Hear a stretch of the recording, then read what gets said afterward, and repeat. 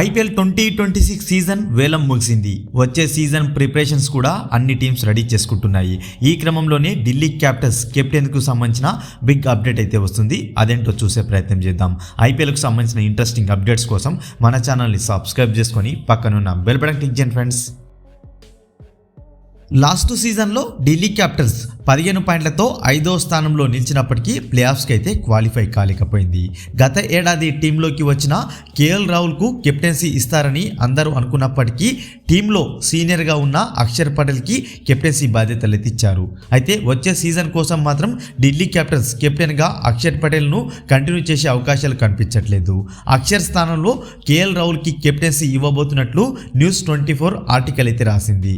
ప్లేయర్గా అద్భుతమైన ఫామ్లో కొనసాగుతున్న కేఎల్ రాహుల్ వచ్చే సీజన్ కోసం ఢిల్లీ క్యాపిటల్స్కు కెప్టెన్గా వ్యవహరిస్తాడో లేదో తెలియాల్సింది. అయితే వచ్చే సీజన్ కోసం ఢిల్లీ క్యాపిటల్స్కు ఎవరు కెప్టెన్గా ఉంటే బాగుంటుందని మీరు అనుకుంటున్నారో కామెంట్ బాక్స్లో కామెంట్ చేయండి.